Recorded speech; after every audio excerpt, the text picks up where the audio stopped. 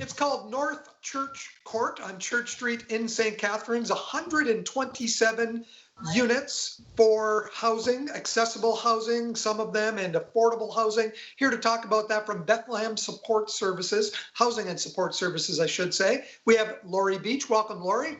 Good morning. Thank you for having me. It's a bright, brand new building. It must feel great to be welcoming new residents into this building. It is so exciting. We've waited a very long time to have this happen. And of course, their excited faces make it all worthwhile. June is move-in month. How many residents have moved in and how many more to go for the rest of this month? We're dancing still with some of the construction workers because they're finishing the upper floors, but we have occupancy. So we're filling the floors one by one and slowly. Normally we wouldn't do it this way, but we have to keep everyone managed in terms of crossing paths. And so we're doing that as safely as we can, providing lots of PPEs and that sort of thing, and only a couple people in the elevator at a time. So it's a bit more of a slow process than we would normally go through, but it's happening. And so we started last week. And we have filled the first, second, and half of the third, and we're working on the fourth today. How many people will this building eventually house?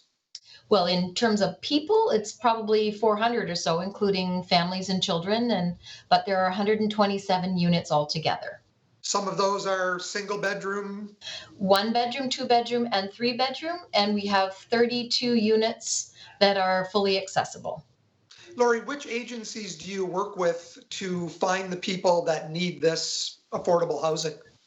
Oh, thanks for asking that question, Mike, because that's a really important one, because we do work with many of our partners.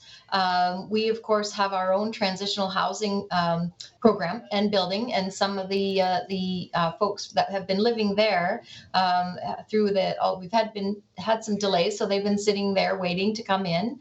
And then we have many of our partners in the housing and homelessness service system that are working with us to house their clients in the building, and then they'll provide the support services. So we have a support service office for our partner agencies, and I believe it's almost 40 of the units will be utilized through our housing partner and homelessness partnerships. So that's the YWCA, Jillian's Place, Positive Living, CMHA, Gateway, Niagara Native Women's Center, but many of our service partners that are going to be working with us. So we're really excited about that model.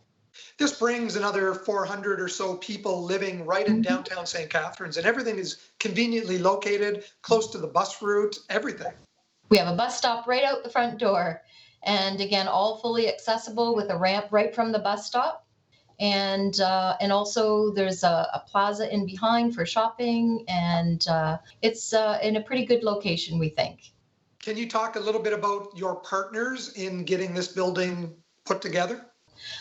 So this is a unique ownership model. It's at what we call a P3 because it's 3 partners of private sector, public sector, and government sector. And Pantera Group is a developer here in town that have developed some other buildings here in St. Catharines, and First Ontario Credit Union. So they have a joint venture together, and they wanted to be involved in developing affordable housing. And it's not an easy thing to take on.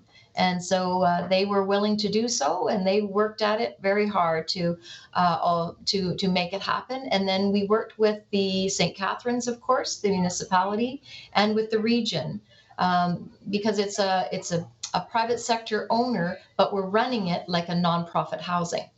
And so we have legal binding agreements in place between ourselves, Bethlehem Housing, because we are going to operate it for the next 40 to 50 years. And then the owners will continue owning it, of course, but we're the ones operating it as a nonprofit housing. And because of that agreement and the City of St. Catharines and the region were able to designate it as a municipal capital facility for the purpose of affordable housing. So that meant we were able to have development charges deferred and also property tax exemptions. And so it really is a community housing building with all those agreements in place. Well, congratulations and good luck on moving in the rest of the residents for the rest of this month and beyond. Congratulations.